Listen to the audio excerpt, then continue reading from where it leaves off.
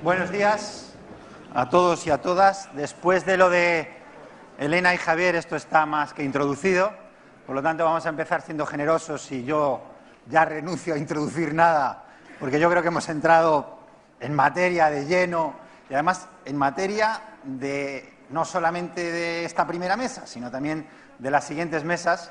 Así que vamos a recuperar un poco el tiempo que hemos perdido por empezar con cierto retraso y os voy a contar brevísimamente cómo hemos concebido esta primera mesa dentro del relato completo del diálogo de hoy.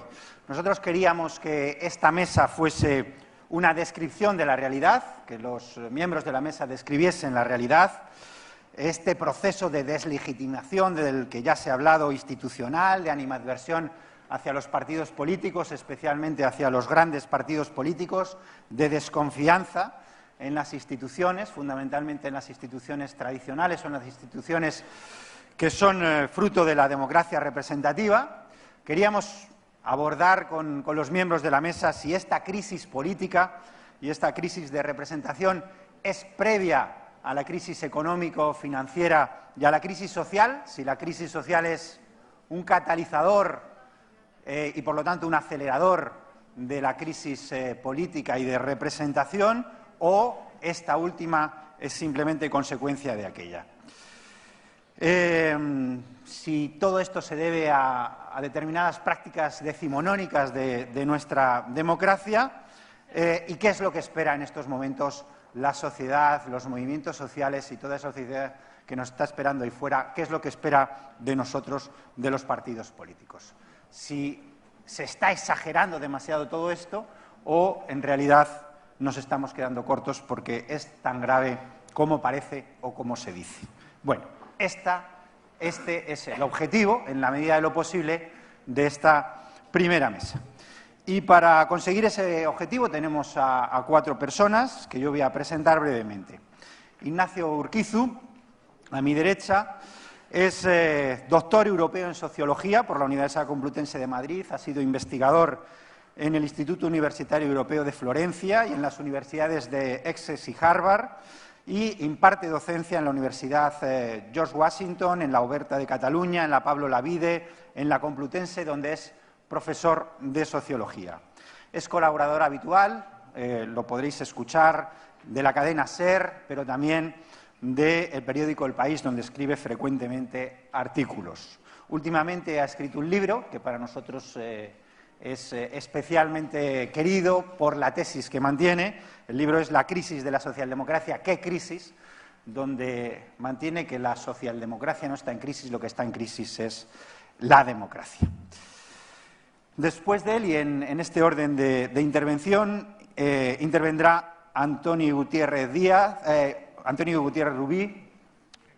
Es asesor de comunicación y consultor político, miembro de las principales asociaciones del sector, ha desarrollado su trabajo en España y en Latinoamérica, es profesor de máster de comunicación política en diversas universidades, en la de Navarra, en la Carlos III, en la Pontificia de Salamanca, en la Autónoma de Barcelona, en la Complutense, en la Menéndez Pelayo, articulista habitual del País, del periódico de Cataluña, Expansión, 5 Días, ha escrito numerosos libros sobre la materia y artículos. Su blog político ha recibido en el año 2012, en los años 2012 y 2013, premios por su impacto político y también por su impacto mediático y formativo, pedagógico.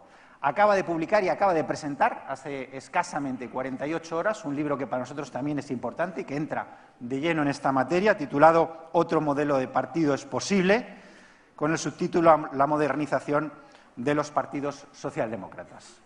Él nos va a hacer una presentación denominada Palabras del momento y tratará sobre el desajuste entre la sociedad y las organizaciones políticas. A continuación, intervendrá Enrique Guerrero Salom, doctor en Ciencias Políticas por la Universidad Complutense de Madrid, con un posgrado en el AMT, es profesor titular de Ciencias Políticas y Sociología de la Universidad Complutense.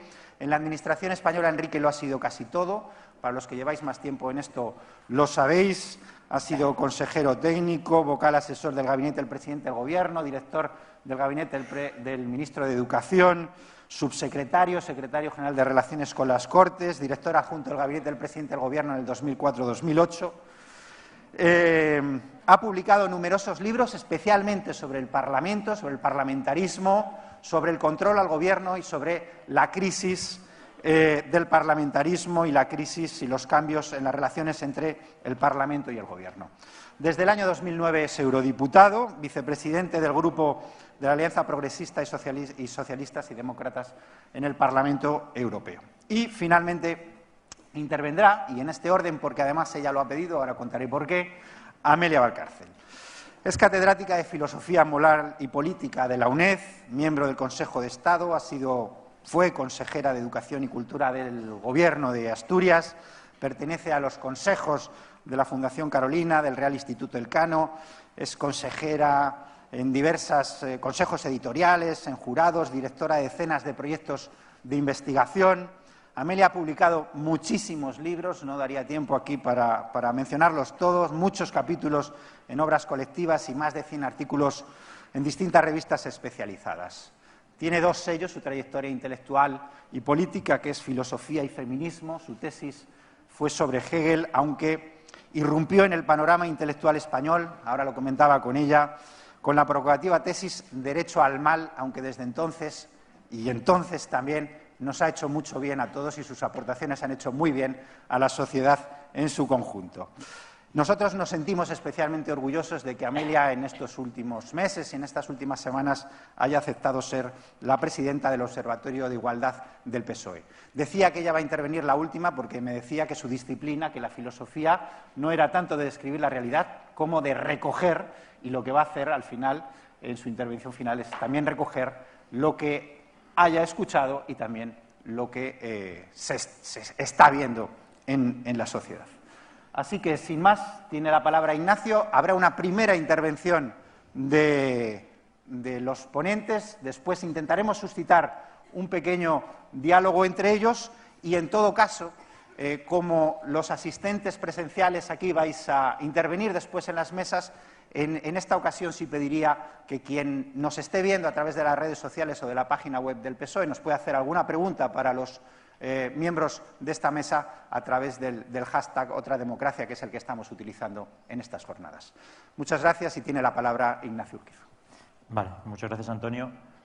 A mí me gustaría comenzar mi intervención con un poquito de optimismo y creo que casi todo ha sucedido antes, es decir, no es la primera vez que hay una crisis económica, no es la primera vez que hay una crisis política, no es la primera vez que hay desafección ciudadana, digamos, hacia las instituciones y, por lo tanto, casi todo ha sucedido antes en algún momento del tiempo, ¿no? Es decir, que no estamos viendo nada que no conozcamos en muchos momentos. Es verdad que quizá el momento de ahora es mucho más especial que antes en términos sociológicos porque estamos viendo datos en las encuestas que nunca habíamos conocido, de desafección ciudadana y, digamos, de visión de otra democracia, ¿no? Porque seguramente lo que está sucediendo ahora mismo no es tanto una época de cambio, sino que realmente estamos ante un cambio de época. Eso también es muy distinto. Es muy distinto que las cosas cambien de forma profunda y las cosas cambien seguramente en una dirección desconocida o como la hemos conocido hasta ahora. Sí que es por lo menos en mi intervención deciros que tampoco creo que en todo esto hay que volverse loco ni hay que hacer grandes cambios, sino que hay que cambiar aquello que funciona mal. Porque hay cosas que funcionan mal y que los ciudadanos así lo perciben. Es decir, que hay gente que percibe que seguramente el Parlamento podría ser ligeramente distinto y los ciudadanos podrían participar más de lo que participan. La gente también percibe que las instituciones podrían ser más transparentes de lo que son y que seguramente podría haber más información. Así que incluso la gente es razonable y la gente piensa que hay que cambiar las cosas, pero como digo, sin volverse loco o sin entrar, digamos, a esos cambios tan profundos, porque hay cosas que han funcionado bastante bien. Y porque en ese libro que citaba Antonio, en el fondo, si algo uno aprende cuando lee sobre socialdemocracia, es que la izquierda, si por algo se define, es por el cambio. O sea, hay una palabra intrínsecamente unida a la izquierda, es justamente el cambio. Porque la fidelidad a unos principios tiene que ver sobre todo con saber dar nuevas preguntas ante nuevos retos. Eso es ser fiel a unos principios, ser capaz de, ante una nueva pregunta, dar una nueva respuesta. En las encuestas, tanto a ciudadanos como a expertos, lo que más destacan los ciudadanos y también los expertos que se dedican a estudiar las democracias es que el problema más importante es que en los últimos 30 años el poder económico puede condicionar el poder político mucho más fácilmente. Y no es algo de la crisis económica, es algo que viene sucediendo desde hace bastante tiempo. Así que no estamos, por lo tanto, intentando cambiar las cosas porque hay una crisis, estamos intentando cambiar las cosas porque las cosas han cambiado mucho en los últimos 30 años. Y así lo perciben los ciudadanos y así lo perciben seguramente los expertos, porque los ciudadanos lo que perciben básicamente es que sus intereses no están representados en las instituciones, que pueden votar, pero que luego, una vez eligen a esos representantes, no necesariamente van a estar atentos a lo que los ciudadanos quieren, ¿no?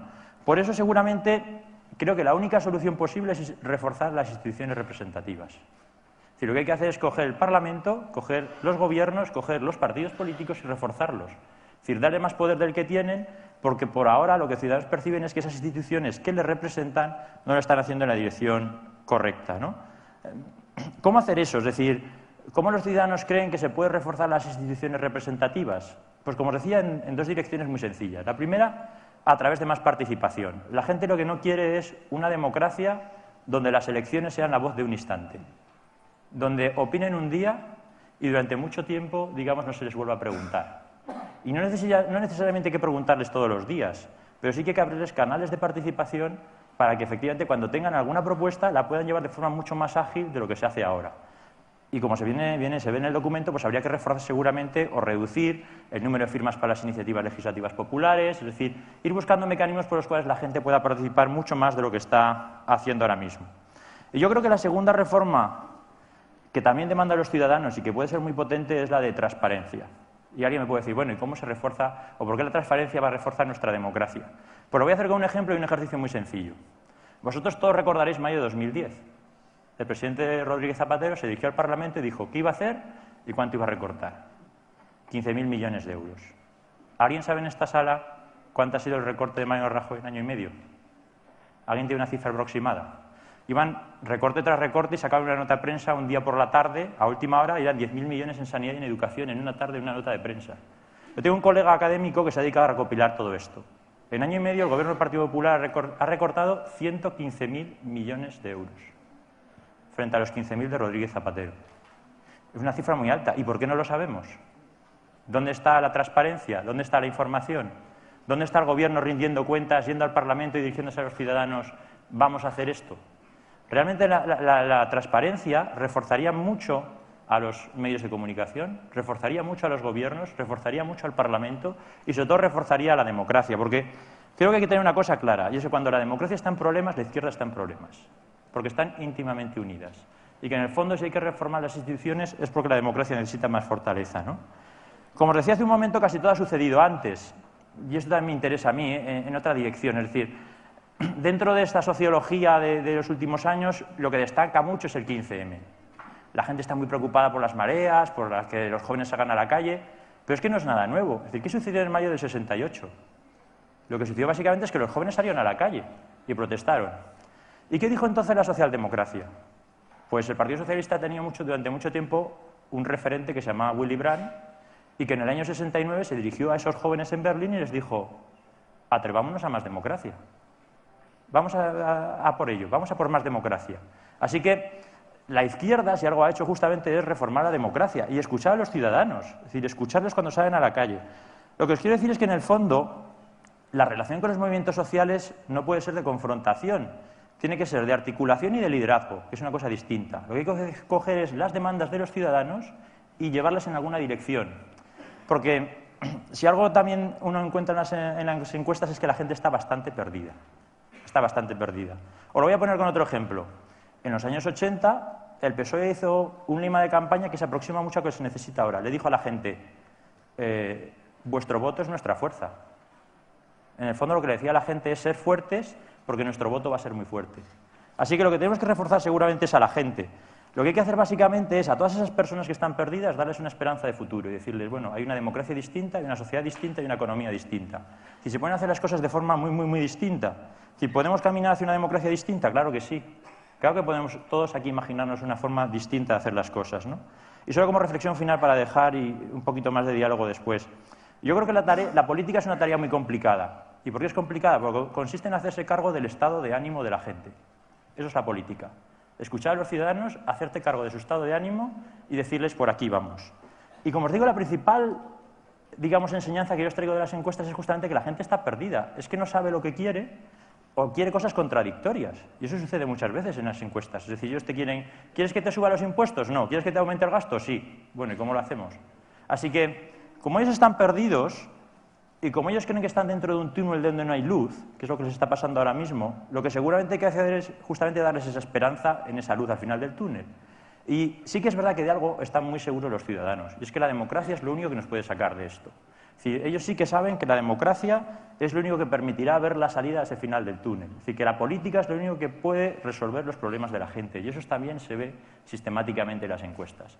La gente cree en la política, se interesa en la política más que nunca. España siempre ha sido un país altamente desinteresado en política, siempre, comparado con nuestros vecinos europeos. Y ahora mismo se ha cambiado. Ahora mismo ya hay mucha más gente interesada en política de lo que estaba antes. Es verdad que su interés ya no es positivo, se interesan por cosas o su visión de la política es negativa, pero siguen pensando que la política es la salida, ¿no? La democracia en el fondo, ¿qué es? Es un instrumento para conseguir de forma colectiva algún objetivo. Así que lo que tenemos que hacer justamente desde la izquierda es eso, es decir, utilizar la democracia, que es lo que nos pide la gente, para conseguir nuevos objetivos y nuevos retos. Así que estamos hablando de futuro, de esperanza y de alternativa. Muchas gracias.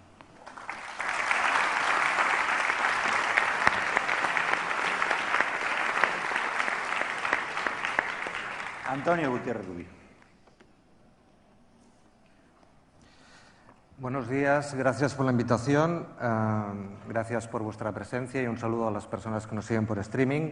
Os pido disculpas, compañeros y compañera, por daros la espalda, pero es que tengo una presentación y si no, no la podría ver. Os pido disculpas. Decía Ignacio que no hay que volverse loco, que quizás no hay que hacer grandes cambios, solo los imprescindibles y los necesarios. Y lo comparto parcialmente. Sobre todo lo que hay que hacer los cambios son a tiempo. Cuando uno pierde el control del tiempo y de la profundidad de los cambios a tiempo, pierde un gran control político. A mí me gusta citar una frase, un pequeño poema de Sófocles, un gran pensador clásico, que decía: cuando las horas decisivas han pasado, es inútil correr para alcanzarlas.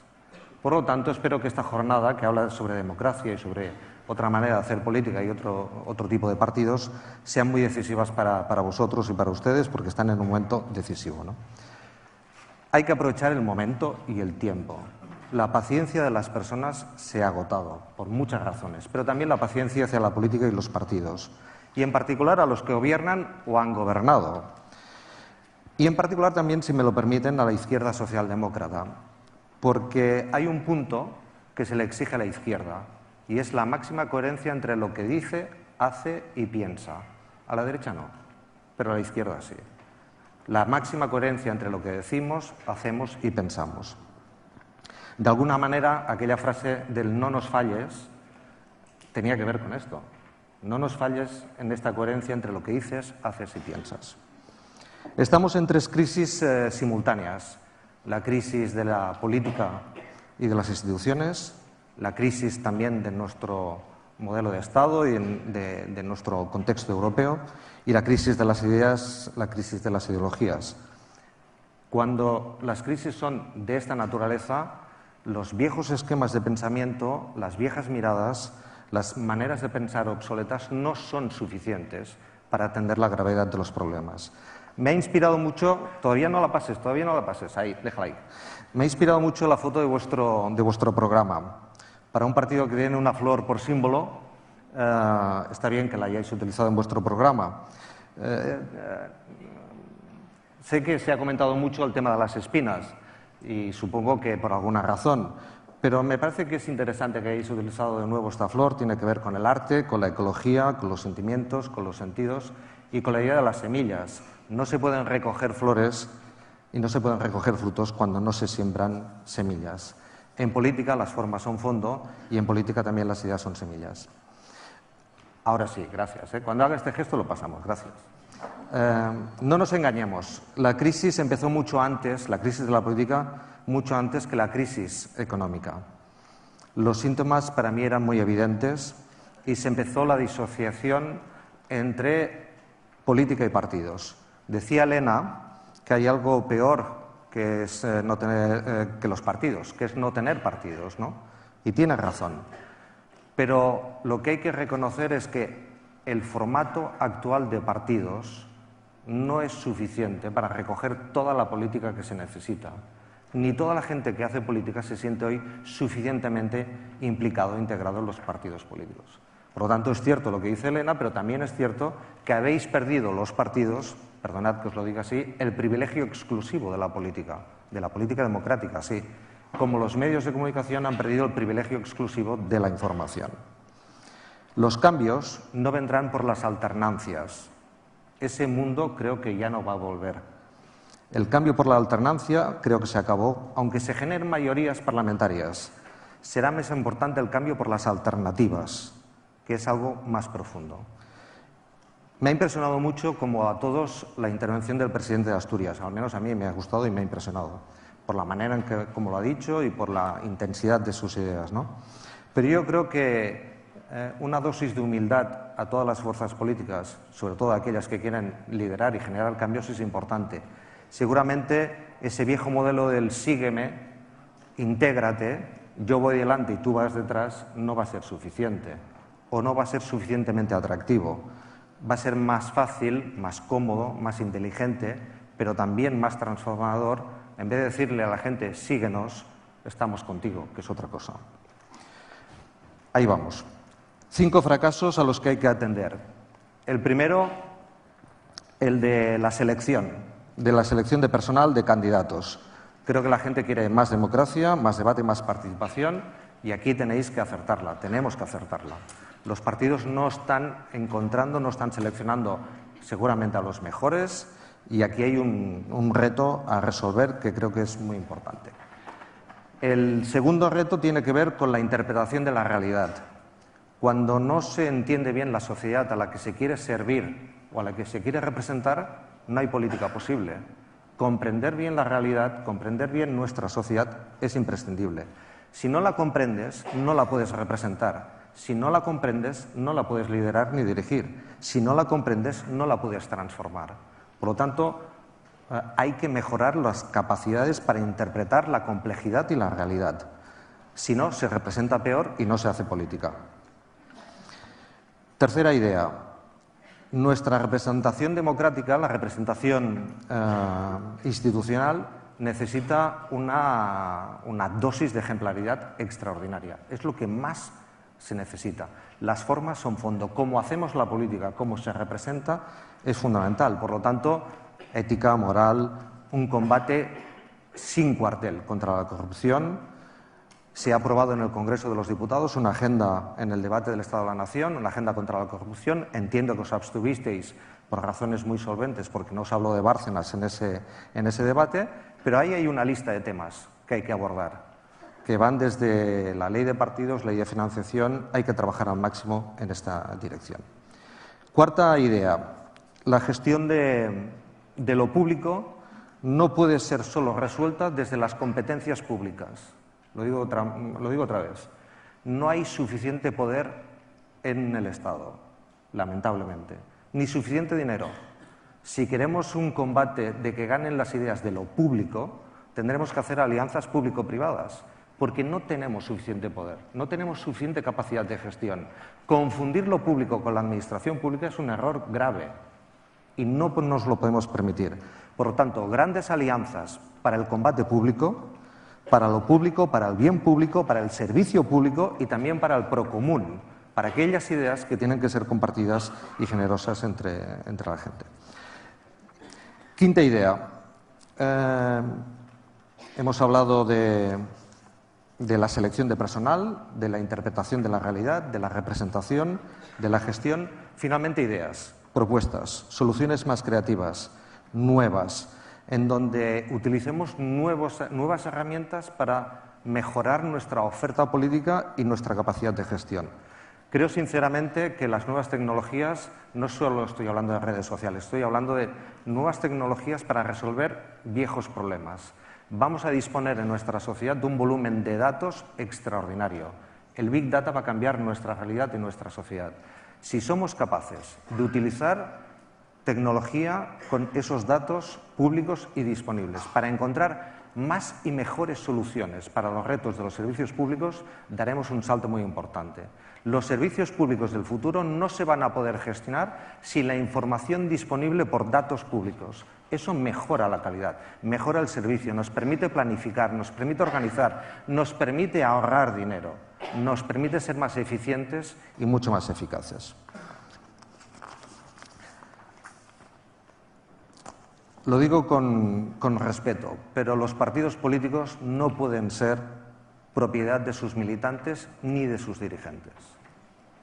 Los partidos políticos son un servicio público. Los actuales militantes y los actuales dirigentes son los responsables, pero el partido tiene que ser un servicio público y, por lo tanto, tenéis que comprometeros, a mi juicio, si queréis reconectar, con una profunda renovación de este concepto de servicio público. Líderes en ley de partidos, líderes en la ley de financiación, líderes en la ley electoral. Si no trabajáis ese concepto de servicio público, creo que no va a funcionar. Estoy acabando. La modernización tiene que ser la bandera socialdemócrata y la democratización la divisa socialdemócrata. Nunca hay demasiada democracia, nunca hay demasiada. Por lo tanto, ante la duda, más democracia, no menos. No se puede representar ideas progresistas sin futuro y sin modernidad. Esto es fundamental. No se puede ser progresista cuando se parece antiguo o del pasado. Por lo tanto, la modernidad cultural, es el epicentro de un proyecto progresista. Si no eres moderno, no puedes ser progresista, lamentablemente. Y cuando se pierde este combate de las ideas, de la cultura de la modernidad, se pierde el combate de la política. 3 palabras clave que espero que os ayuden. Te pasaste. ¿Puedes volver atrás, por favor? ¿O me pasé yo? Ahí. 3 palabras clave. Aplicaciones, open, crowd. Aplicaciones, muchas, para mejorar los servicios públicos y para mejorar la vida del partido, a este nivel. La gente las utiliza en sus teléfonos móviles. Seguramente tocamos este teléfono móvil, o los que tengáis, unas entre 60 y 90 veces al día. No es una media pequeña, ¿eh? Por lo tanto, si no estáis en los dispositivos digitales, en las nuevas pantallas de socialización de la gente, no estaréis en ninguna parte. Si la política no es móvil, no podrá ser una política que avance. Por lo tanto, aplicaciones, todas las que puedan, Open Data y Open Partido, y pensamiento y talento compartido. Siempre hay mucha más energía fuera de las organizaciones que dentro. Siempre hay más talento fuera. Por lo tanto, la capacidad no es gestionar lo que tenemos dentro. El salto es gestionar lo que está cerca. Es otra cosa. Gestionar lo que está cerca significa tener capacidad de relaciones.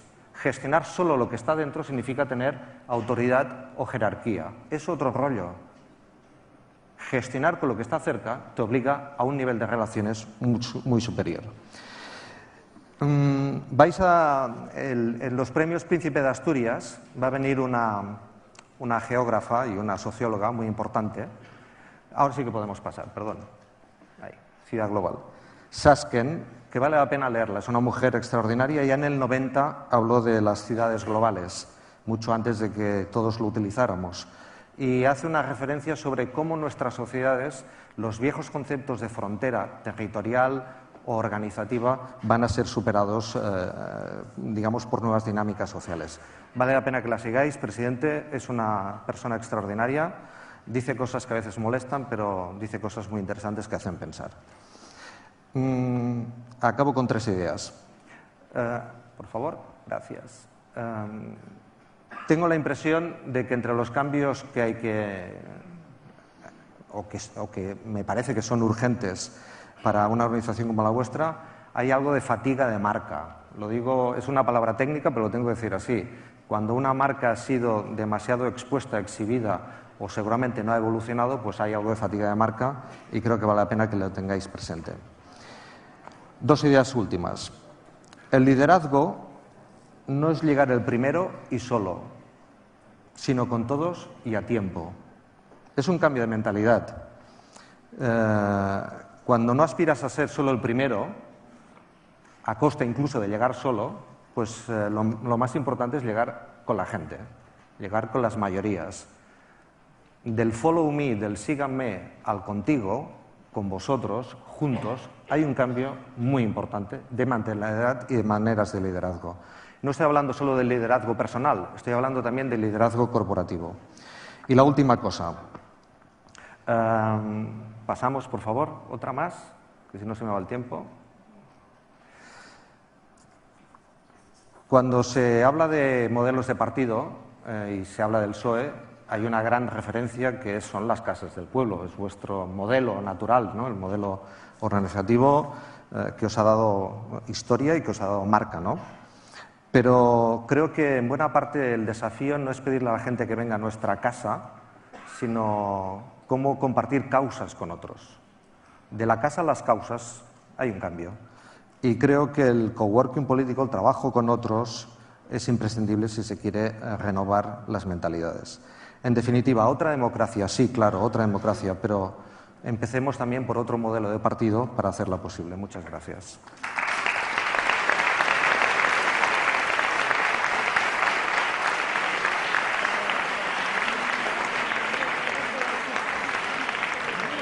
Gracias, Antonio. Tiene la palabra Enrique Guerrero.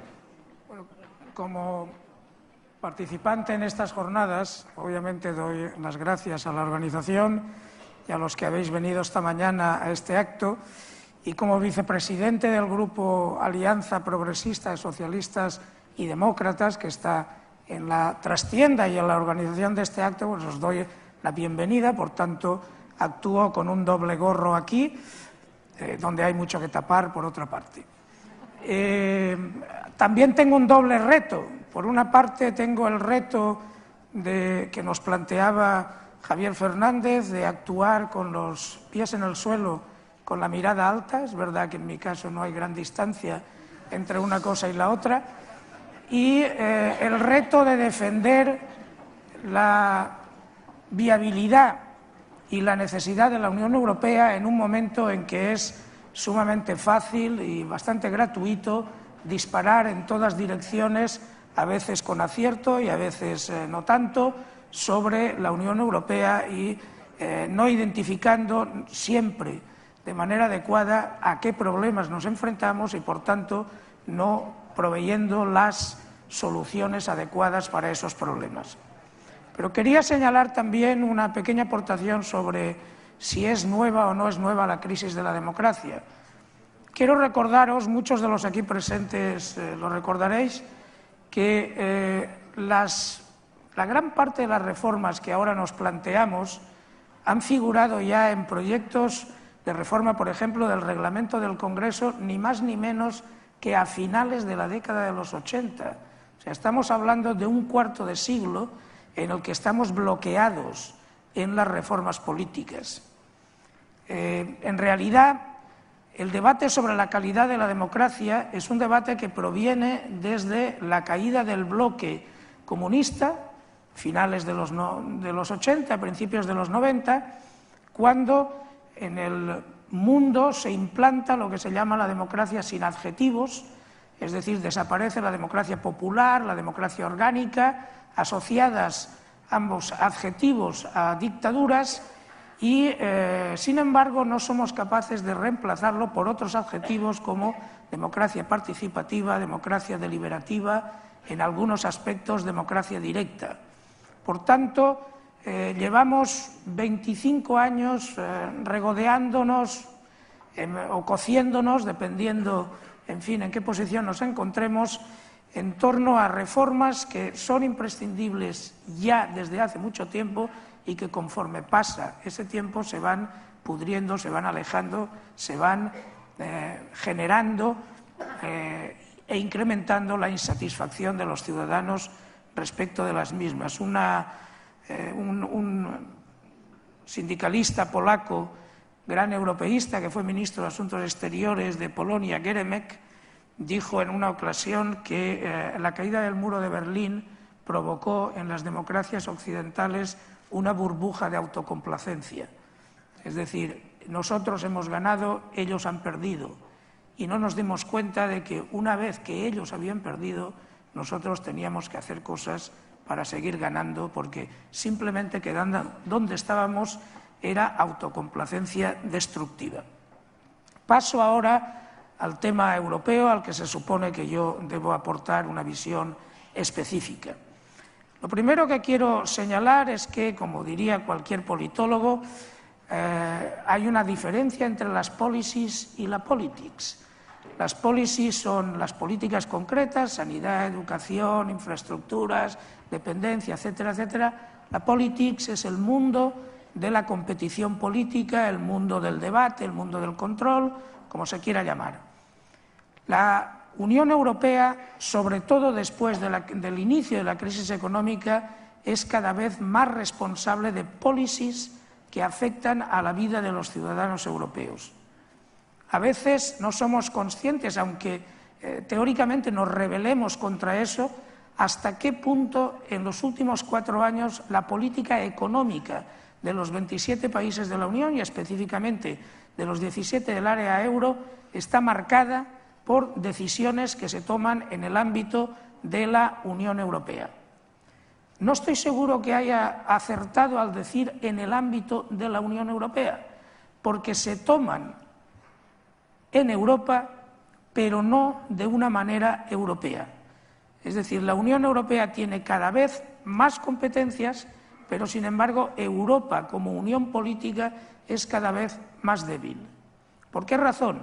Porque muchas de estas reformas en la gobernanza económica que marcan la capacidad de actuación de los gobiernos nacionales se basan en acuerdos que esos mismos gobiernos nacionales han hecho a través de tratados intergubernamentales fuera de los mecanismos habituales de la Unión Europea. Es decir, que donde falla la rendición de cuentas, el control democrático, desde luego es en el ámbito europeo, pero porque los gobiernos nacionales han extirpado a la Comisión Europea y a otras instituciones y al Parlamento Europeo de la capacidad de controlar esas cuestiones. Mientras las policies son europeas, la politics sigue siendo nacional. El debate político sigue siendo nacional. Tengo un ejemplo maravilloso porque aunque aquí, en España, quiero decir, no se sigue mucho la política europea, en Europa seguimos bastante la política española. Y el otro día, en el debate sobre el Programa Nacional de Reformas, en fin, el debate con intervención de nuestro secretario general, que es un debate importantísimo para el conjunto de las decisiones políticas que puede o no puede tomar el gobierno español o que las tiene que tomar en una determinada orientación. Yo seguía el debate desde Bruselas y cada intervención de algún líder de partido en televisión española se decía: por favor, no dejen de sintonizar porque cuando acabe esto hay sesión de control al gobierno. Es decir, es increíble hasta qué punto desde los medios de comunicación se puede decir, bueno, esto que llevan 4 horas debatiendo sobre si afecta o no va a afectar a la política de pensiones, a la política de, en fin, de recapitalización de los bancos, en fin, a los planes de reacción a los problemas económicos que el partido está poniendo en marcha, etcétera, etcétera. Todo esto, bueno, tenemos que pasar por aquí porque a partir de la 1:30 o las 2 vendrán los 2 minutos y medio en los cuales le preguntan al presidente del gobierno y eso genera un titular que mañana será el punto de interés de los medios de comunicación y con el que abriremos los telediarios. Si no somos conscientes de que el debate político nacional debe europeizarse, estamos diagnosticando mal una parte importante de nuestro problema. No sucede igual en todos los países, no lo es decir, quienes, por razón de nuestra situación actual, viajamos, conocemos, en fin, estamos en varios países europeos en la vida normal, vemos hasta qué punto el debate político alemán tiene que ver con la política europea o con la posición de Alemania respecto de la política europea. Muchos saben que la todopoderosa Merkel cuando va a un Consejo Europeo tiene que debatir previamente en el Bundestag la posición que debe defender en nombre de la Cámara Parlamentaria alemana. Y si hubiera una mayoría en el Bundestag que fuera contraria a la posición que en su partido mantiene Merkel, ella estaría obligada en el Consejo Europeo a defender la posición de esa mayoría política. Es evidente que he puesto dos ejemplos completamente contrapuestos. En un país se debate qué va a hacer el presidente del Gobierno en el Consejo Europeo, en otro país se debate un mes después, mientras nos advierten que no dejemos de sintonizar, que dentro de 4 horas viene una pregunta de control al Gobierno. Esto es, digamos, en fin, para la comunicación política, creo que es un buen ejemplo de cómo se toma cada país o los políticos, los partidos o las instituciones de cada país el problema europeo. Manera de avanzar en esta historia. La manera de avanzar en esta historia, obviamente, es, en primer lugar, politizar e ideologizar la competición política europea. Es decir, ir a las elecciones al Parlamento Europeo con un programa político identificable ideológicamente que se adscribe a cada una de las fuerzas políticas europeas y de las cuales, de cuyo resultado de estas elecciones al Parlamento Europeo se pueda deducir consecuencias para el gobierno de la Unión Europea. Desde hace mucho tiempo se dice que las democracias son democracias gobernantes, es decir, no solo son participativas, sino que son democracias que en la participación generan gobierno.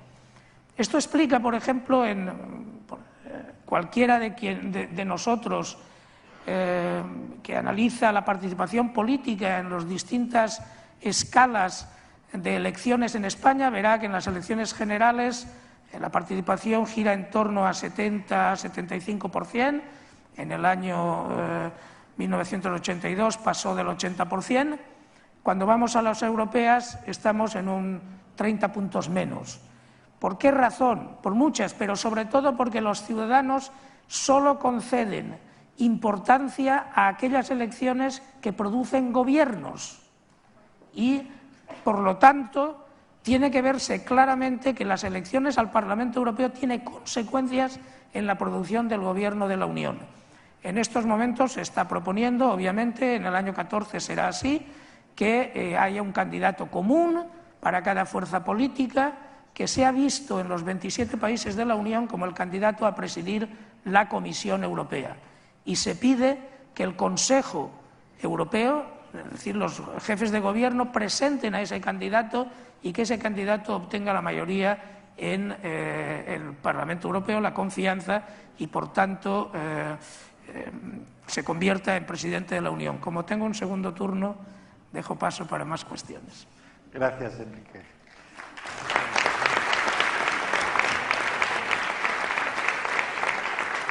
Tiene la palabra Emilia Valcárcel. Bueno, buenos días.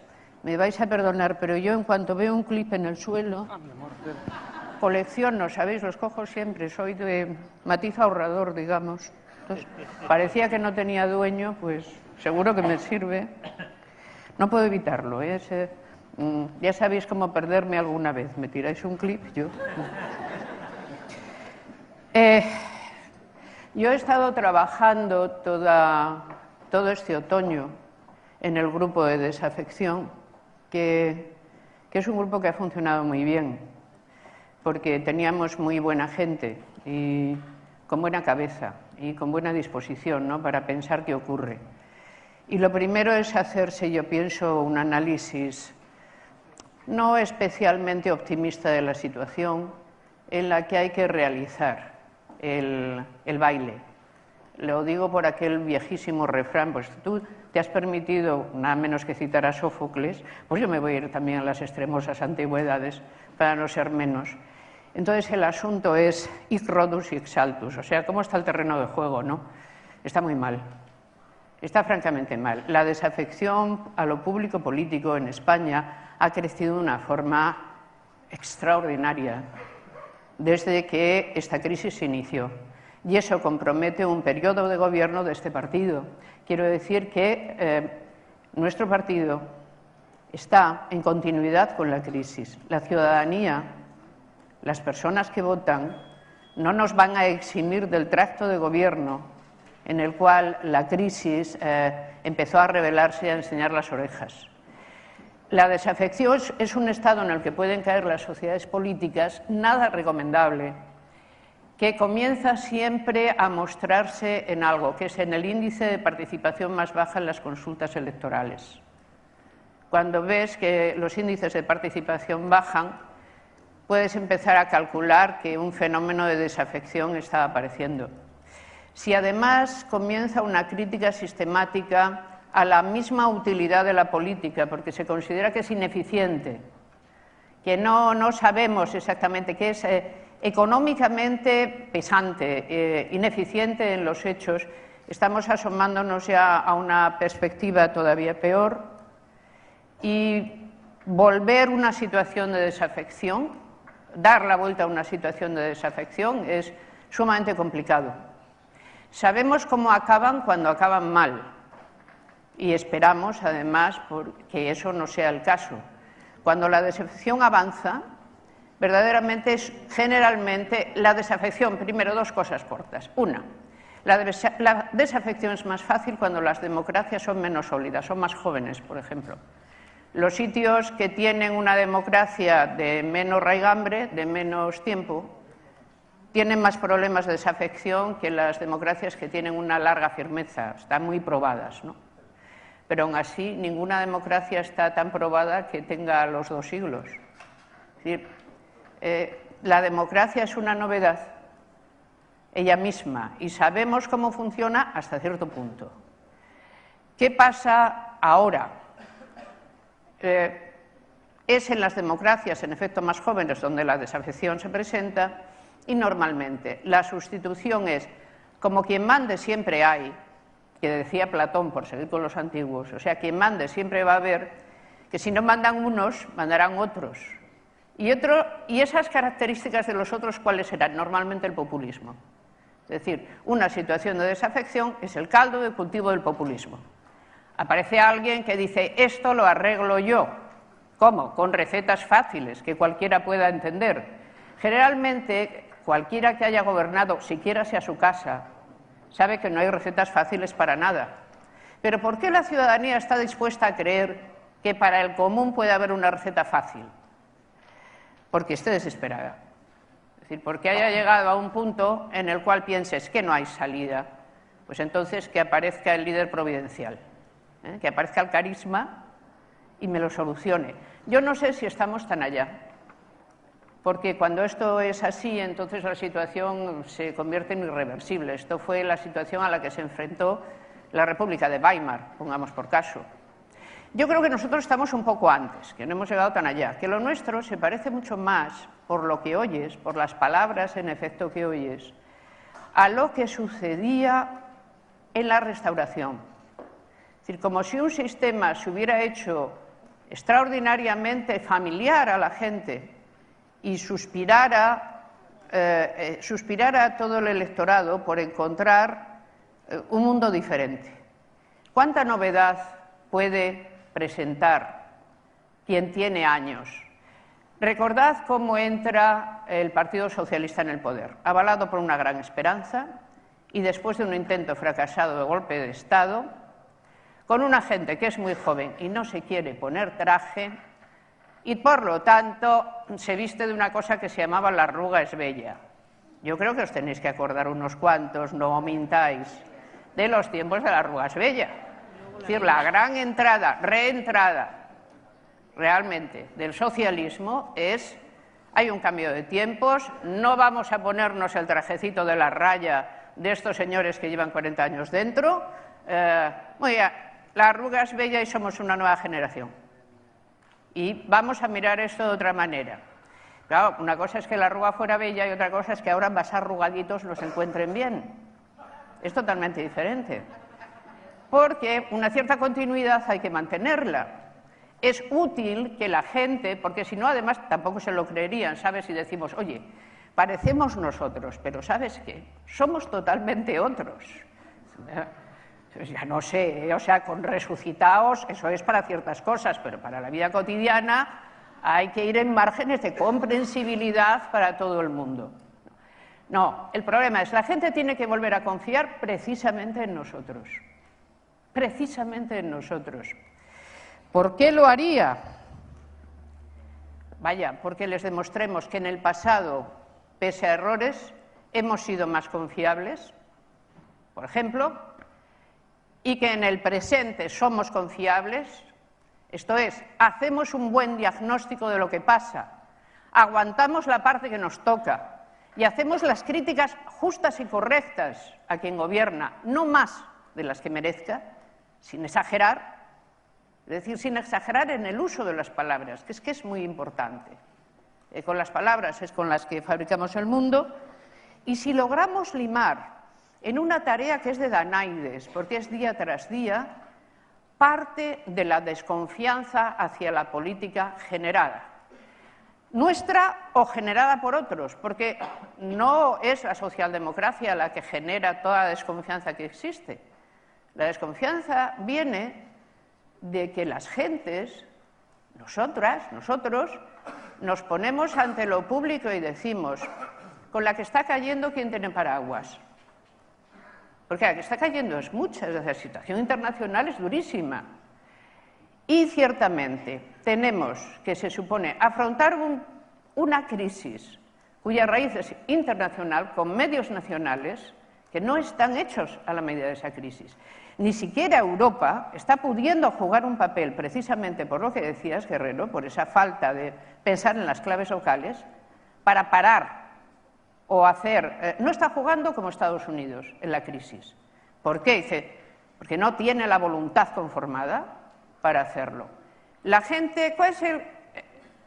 Vamos a ponernos así, ¿cuál es el grave problema general de la democracia, que es el mejor sistema político que existe?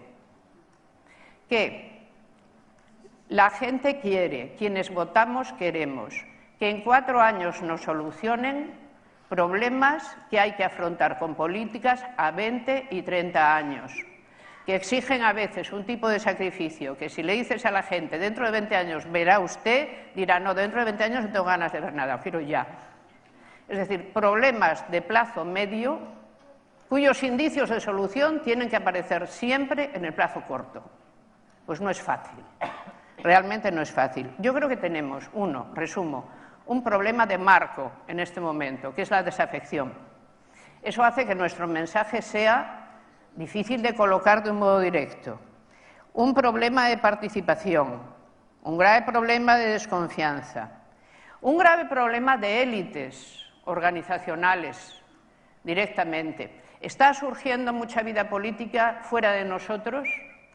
De tal modo que hay que darle cauce, pero no solo a las ideas, hay que darle cauce también a la demanda y la voluntad de una gente distinta.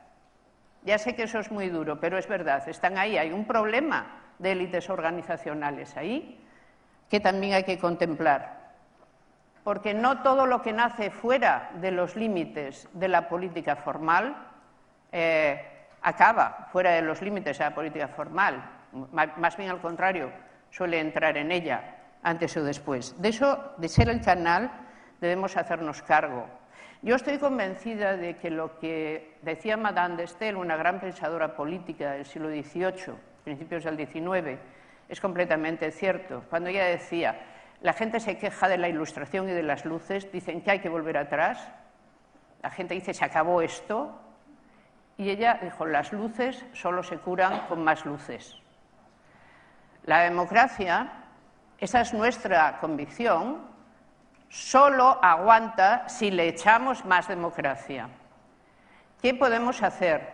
Limar la desconfianza mediante actuaciones no exageradas, gubernamentales, en ese sentido me refiero a la no exageración, gubernamentales, de limar cada día realmente esa desconfianza mediante coherencia y seriedad. Le tenemos que echar muchas más seriedad al asunto. Es difícil que podamos hacer una presentación estética absolutamente novedosa de nosotros mismos.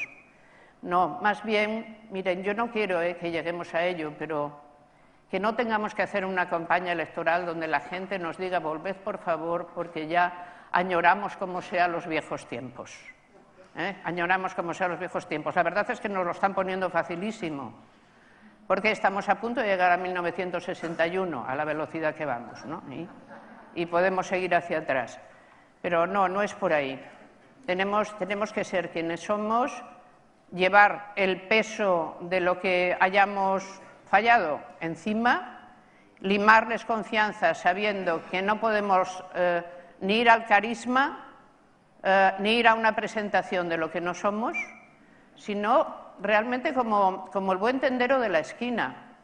De verdad, mire, yo tendré defectos, pero soy muy honrado. Le ofrezco esta mercancía, le aseguro que es buena. No le cobro más de lo que realmente cuesta. No crea usted cosas como que vendrá un ángel que resucitará y lo llevará a no sé dónde, ni que se lo arreglan de esta manera. Confíe, por favor, en su tienda amiga. Venga, por cierto, necesitamos gente para vender, el mostrador lo estamos ampliando. Venga acá, esta sigue siendo la casa de los demócratas. Yo creo que esa es la única receta.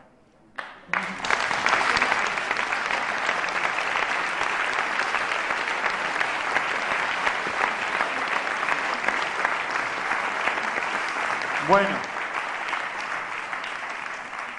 vamos muy mal de tiempo, tenemos escasamente 5 o 7 minutos, es casi imposible responder a todas las preguntas que os están haciendo. Destacaría, en principio, dos coincidencias o 3 coincidencias que se han producido. Empezaba Ignacio diciendo casi todo ha sucedido antes, casi todo ha sucedido ya. Y Enrique se refería a si esta crisis es nueva, o al menos si la crisis del Parlamento y la confianza en el Parlamento es nueva. Y Amelia ha diferenciado entre crisis y desafección.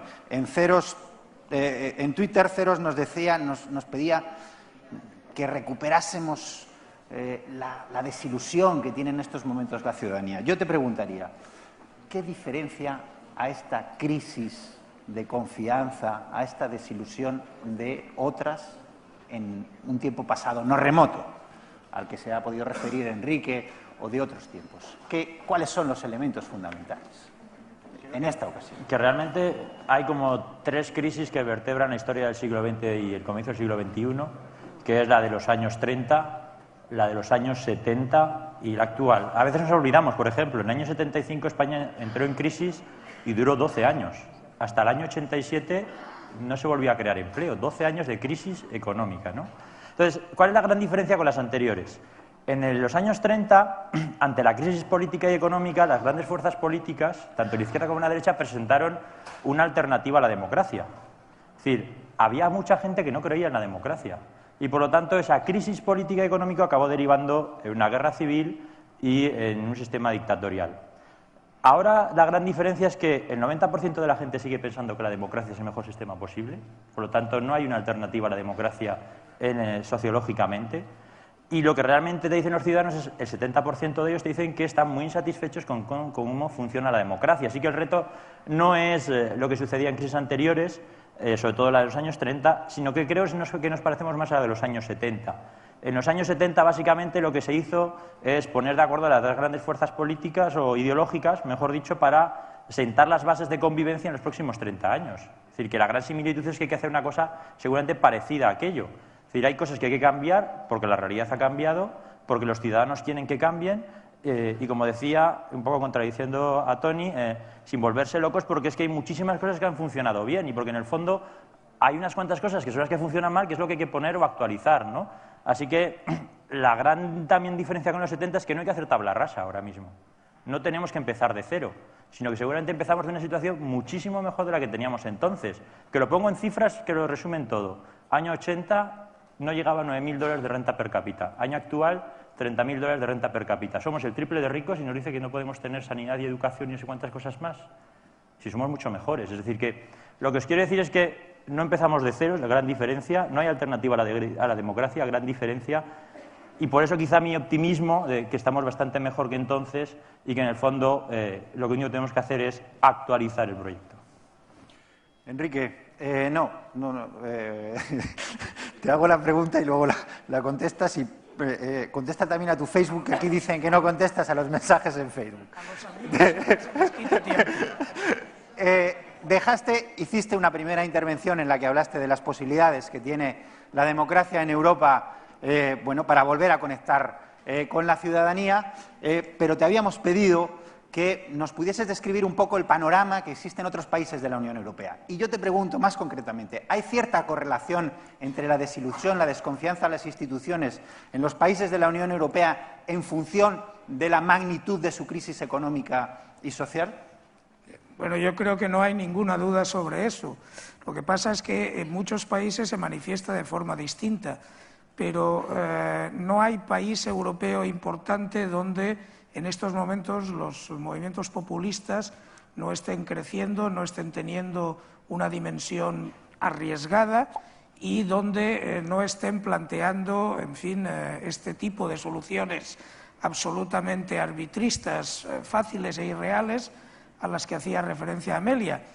Es decir, si vemos Reino Unido, el UKIP, que es el United Kingdom Independent Party, ¿no?, está sacando en las elecciones locales en torno al 20 y tantos % de votos. En Francia, el movimiento del Frente Nacional está en el 20% de votos. En Grecia, los grupos tanto de extrema izquierda como de extrema derecha están en un porcentaje altísimo. En Alemania ha surgido un partido antieuro. En Holanda, hasta no hace nada, se gobernaba en coalición con un partido racista. En Finlandia, los auténticos finlandeses alcanzaron, llaman así, como si todos los demás no lo fueran, alcanzaron también un porcentaje muy altísimo, ¿no? Por supuesto que hay una ola de populismo en los países europeos, pero hay algo que lo distingue del pasado.